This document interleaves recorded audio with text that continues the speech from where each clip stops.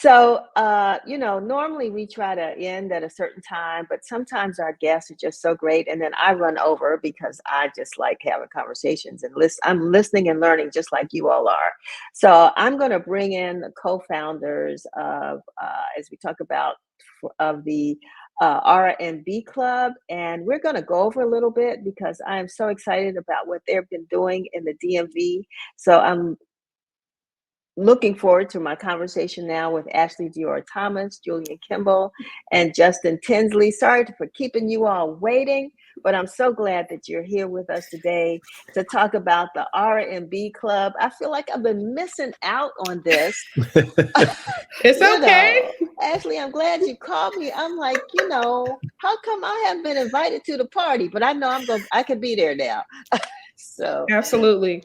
Better late than never. Yeah, look, they're every month, and look, we would love to have you. So tell us what the R&B Club is. Who wants to start? I don't know. Is it you or Justin? Who starts this? I would start, but I think it's more appropriate if the actual founder. She hates hearing this. She hates hearing this, but I think it's cool if the actual founder, Ashley-Dior Thomas, at least gets us started off like that. It only feels all right, Ashley. Well, you're the one that called me anyway, so there we go. Yeah, there we go. You hadn't to call me. Thank you very much, my sister. So tell me about how you established the R&B Club. Well, thank you for having us. So the R&B Club actually started. Next month will be 6 years, February 24th, 2018 to be exact, which is amazing to still have this. But think of us as a monthly book club style meetup. We're in person, but instead of course having a book, we have monthly, we listen and discuss R&B. And so we have a different topic every month. We've started, way back in 2018 where we discuss one classic 90s R&B album each month, or R&B legends specifically, like, the artist's catalog, like Mariah Carey, Luther Vandross, things like that. And then in 2020, we had started R&B producers and songwriters, which we like to consider, the unsung heroes of the R&B genre. And we kicked it off January, February, and of course, March 2020, as we know what happened. But it's still an amazing thing. And then 2 years ago, 2022, we came back, or 2023, we came back after the pandemic strong. And instead of doing kind of a year-long theme, we do a different theme every month. And next month was usually prescribed for love, but we're doing a little twist. And so our theme is R&B songs about cheating. Okay, I believe it. So how did you all come up with that theme? I mean, what made you say, look, love that's all R&B music's about, a lot of it, but how did you add that twist? Whose idea was that? I think we had all been discussing themes for future events for a while, and I think we came up with it as a joke at first. But then, like, Julian and myself were actually really like, no, I was dead serious. Yeah, we should actually do this. And then, honestly, Denise, once you start going back and looking at the catalog of songs that deal with any form of cheating, there's a lot. And there are a lot of great songs that have. Now, look, the R&B Club, we do not condone infidelity. We're not saying that, but we do love the music.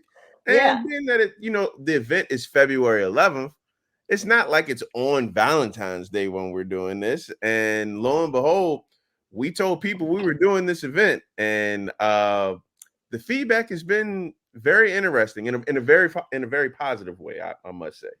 So I was getting ready to ask for a sample of a song, but automatically me and Mrs. Jones just sort of popped in my head. See? That's just one. That's just one. Like, that's just one, and that's the 1970s. Yeah. Say that again.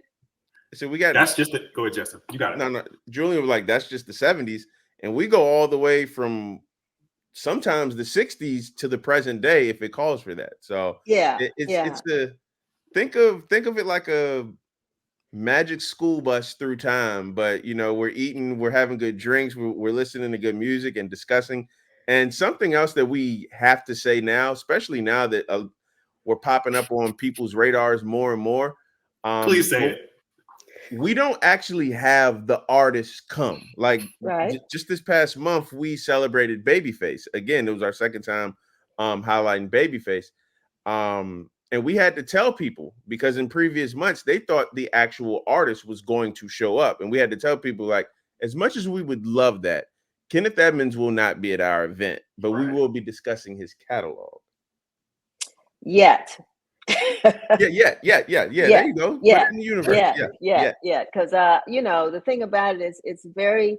I think it's unique. I don't know if there are. I haven't heard about R&B clubs anyplace else. I've heard jazz clubs and, you know, other kinds of clubs, but R&B, which, you know, is not a dying music, or is it? Where are we with R&B? No. You know, we just had the whole celebration of hip hop, but what's up with R&B, particularly among younger audiences? Julian, you want that? Or it's not dead at all. Yeah, I don't think it's dead at all. I think things have changed about it. Mm-hmm. And I think one of the things we tend to highlight, like, we spend all this time, everybody that's spoken here today has talked about history, right? One of the reasons we do a lot of our events chronologically is to show the progression of the genre, right? So we might start like in the 50s if it calls for it, work all the way up to present day, right? Because we see, like, for example, Babyface, that's someone who started making music in the 70s. His prime was in the 1990s, but he's still working with contemporary, like modern day R&B artists, right? He still put an album out in 2022 with today's artists, including like DC's own Ari Lennox, right? So I don't think R&B is dead at all. I think it's changed. I think people have to be. What happens is people get attached to like their era of R&B music, and I understand that, right? And I think you have to be willing to like find the new stuff. Like there's so many like avenues and channels to find music now. You got to be willing to look for it, and you know. So I don't think it's dead at all. It's changed. I mean, like there's a golden era for sure. They're the legends who we, you know, we pay homage to, we pay respect to, and like talk about all the time. But it's not dead. and So what? Go ahead, Justin. I'm sorry. And just to add on to what Julian said, what we see every month is that there's not just a thirst to listen to R&B music, but there's a thirst to actually talk about it for people to. We tell people every month, this is not a panel discussion. We are not a panel. So people come up and you know, they talk about memories to songs or albums. People come like, my first concert was going to see Bobby Brown in 1989 and in Hartford, Connecticut, and I went with my cousin, and this is a moment that stayed with me for the rest. We love it when, you know, our family members, because they're not audience members, they're family members, as Ashley, you know, reaffirms every month. We get just as much out of people coming to our events and talking about their relationships and their memories with the music as we hope they do with whatever we're saying on stage. So it's a mutual type of thing. And again, for anybody and everybody that's listening, we are not a panel discussion. We are a free flowing discussion. Yeah. So I mean, is it? This is a back and forth. But is it moderated? There's a microphone that's sitting that's by the stage, and we tell people, if you have something that you want to say, come to the microphone and say it. I got you. I don't just want to talk at people. Yeah, exactly. So can you all hear me? Mm-hmm. Yes. Okay. So is it moderated? I mean, how does it? So people come in. I mean, are they seated? Is it a mingle kind of thing? Is there a discussion that sort of is moderated so that people can have that free flowing conversation? What happens? How does it work? So the best part of the R&B Club is, one, SongByrd, our partner since the very beginning, Music House and Union Market. They allow us to have the whole place to ourselves during when we have these. And so because it's a, you know, music event space, you can buy drinks and of course, you know, eat food and things like that. And it's a communal seating, which we love. So you come in, you meet new people, and there's been so many people that just contact us like, I literally meet my friends here, or, you know, love interest, if you have them, whatever, right? Well, people bring dates literally to the R&B Club sessions, which is wonderful. Yeah. And so when we have the different topics, think of us more as like facilitators, right? Of course, we give background stories. I love data, so I love a good, you know, data thing here and there, or hidden, unknown fact, things like that, right? About the topic. But like Justin said, music is memory. So of course, as we're going along, someone's gonna have a let me tell you about I played this song on my first date in, high school, picking up my whoever it is, and it reminds me of this. People have all types of memory when they discuss and hear about certain songs, especially genres. But on the other end of it, you don't have to be an R&B novice to come. I've had younger people come up to us and say, like, I don't know much about R&B, but I come here to learn about R&B. So it's the opposite way as well. It's probably our thing for life of like we're trying to bring up the new generation, right? Get them know like when your parents said back in the day when we're like, oh, what does that mean? You'll know what the music. We're like that now. Yeah, no, for sure. Speaking of R&B, meaning rhythm and blues, right? Mm-hmm. I want to make sure I got that right. Right. So Yep. how did the three of you all get together? How did to link up to do this? All right, so that story starts December 2017. And at that point in time, I was working on an article that I was writing for my site, The Undefeated, which is now called Anscape. I was working on a piece that was celebrating 25 years of Dr. Dre's The Chronic. And at SongByrd, at their original location in Adams Morgan, they had they had these events called Classic Album Sundays, which was, basically the predecessor for what became the R&B Club. But that particular day, they were focusing on The Chronic, and I was working on a story, and I just wanted to go sit there just to hear what the discussion was. And I asked the question, and then soon as I said my name, Ashley turned around and was like, "Wait," and she knew who I was, and obviously I met her.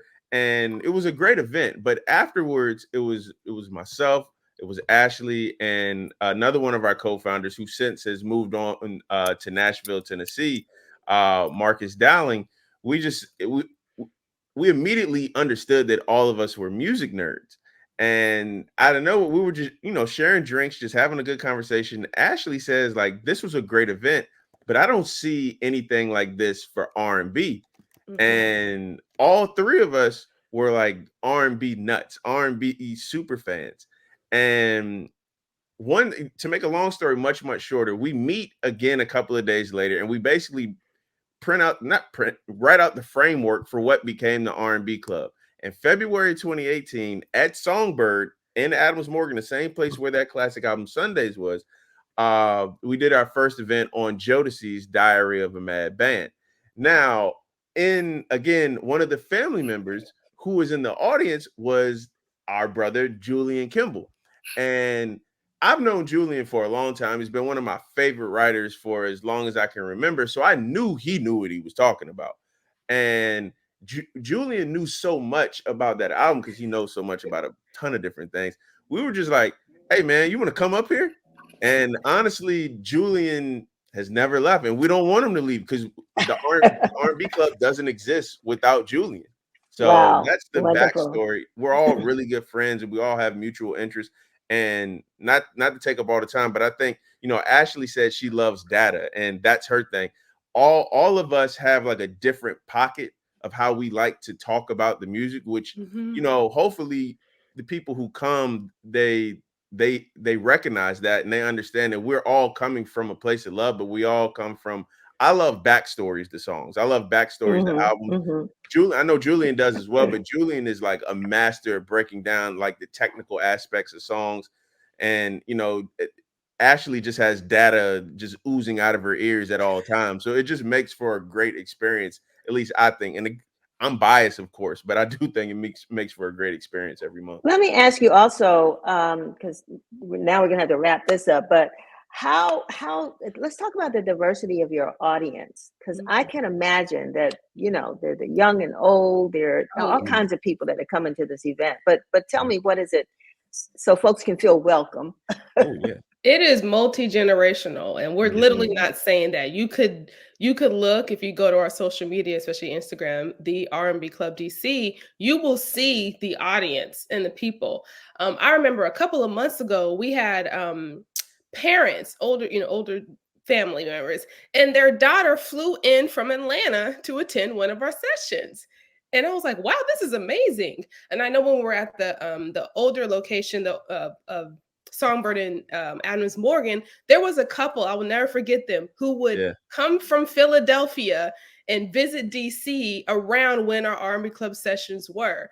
And there's just nothing like this in the country. And literally, it's just R&B enthusiasts, R&B lover, people who want to learn, about R&B and talk about it. I think the talking about it piece is what makes it different, because it's not just listening. The discussions is the best part, to be honest.